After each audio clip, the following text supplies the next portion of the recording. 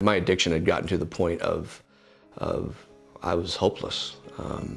I had basically alienated myself from my wife and my kids. And it had gotten to the point of you know, the lies. I couldn't keep covering things up. It was pretty much exposed. I had lost jobs. You know, we were sinking fast, and my wife at the time decided that she needed to be out of that situation, her and the kids, and yeah, I don't blame her. So I woke up one morning. I had been up till about 4 o'clock in the morning the previous day, and I woke up by a Thurston County sheriff in my bedroom, informing me that I had 15 minutes to gather as many things as I could and get out of my house. You know, I was still highly under the influence, and so I grabbed some things and left, and at that point I was homeless. I didn't know what I was going to do. I was jobless. I didn't have a vehicle. I needed some sort of hope, you know, and I didn't have any. And I didn't honestly think that I was ever going to get that back.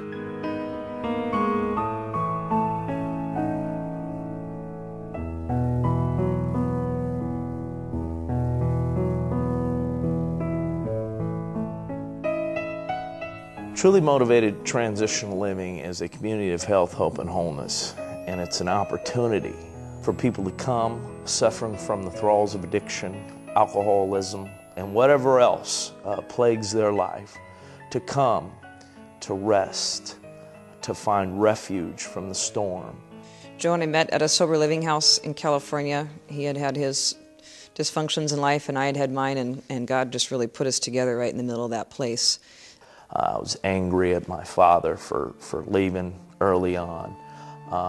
And out of that anger and out of that insecurity that I had, I turned to drugs and alcohol and gangs, and you know, I was a different person all the time. That landed me in prison, where I still continued to fuel my hate, my anger, and all that stuff, and the drug addiction. Finally got out of prison and met my wife. God has just opened up doors one after the other until we've gotten to the place where we opened up TMTL in 2005. We have a 32-bed facility, 4 houses, all within a 2-mile range of each other. Meeting facility that houses 7 meetings a week, AA, NA, Bible studies, also with the dining hall right there. There is a simplicity to what TMTL is. It's not some big magic formula of becoming unaddicted. It's learning how to live life on life's terms. Thy kingdom come, thy will be done, on earth as it is in heaven. So much of addiction is wrapped up in fear, and when people come to TMTL, they are experiencing God's love in a very true and real way. For so many years I just was lost out there. You know, it was misery. It was just misery. The background I've come from, it's always been just me. That's who I trusted. And today I have a different outlook on that. I've been a drug addict for 30 plus years, and today I have people in my life that I know that I can trust, and in my addiction I've never trusted anybody. If you could surgically remove drugs and alcohol from society, you would reduce crime immediately by 70%, probably more. I have 5 DWIs on my record, hit and runs. So every time something happened, they would just put me back in jail or a treatment center. I've seen lots of programs come, lots of programs go. I've seen what works, I've seen what doesn't work. I didn't have the tools or any means to quit. And the things that work are the programs that establish a meaningful personal relationship with people, because that's where God works in people's lives. And it's exactly the kind of program that Joe and Carmen are doing that I've seen work. Kenny, in a real way, was very scared of his own shadow. He was scared of failure. He suffers from bipolar, also some paranoid schizophrenia. Department of Corrections didn't give him a month and a half at our facility, and he's made it long past then. People can be loved and can cope and can recover from the mental health disorder and live with it in a fashion that is unbelievable.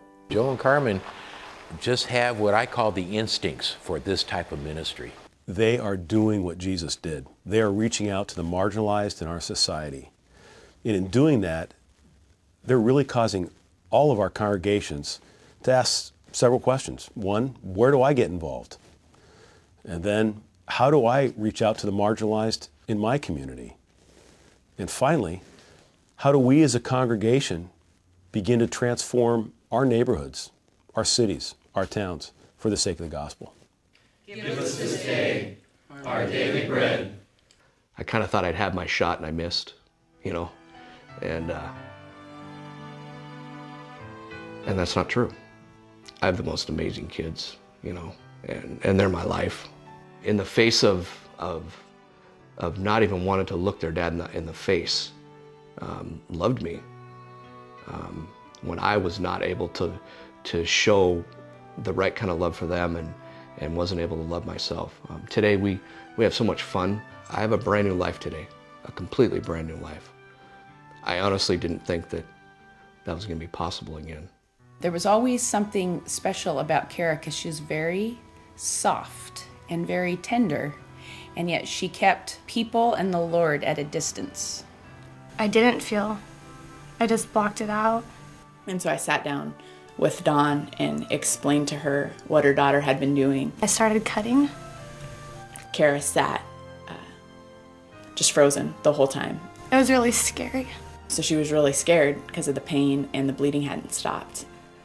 It was just easier. I just didn't want to feel. I didn't want to believe that my mom was that mom. When I came here, I was hopeless. I had no self-confidence left. I really didn't have a desire to live until I came to TMTL, and it's given me a hope. Kara alone with the Lord first, then Dawn, and now the other daughter, Katie. And so together, slowly, that family, like an emerging army, has conquered. I think that you're going to see that they're going to have a mighty future as a family and ministry together. And I believe without being here at TMTL, I would reoffend. I would still be into drugs. It lets me know that I don't ever have to go back to prison. I don't have to go back to drugs. This is my home, as well as my daughter's. It's wonderful. It truly is. Lives are really being transformed by the uniqueness of the living experience. And lead us not into temptation, but deliver us from evil. For thine is the kingdom, and the power,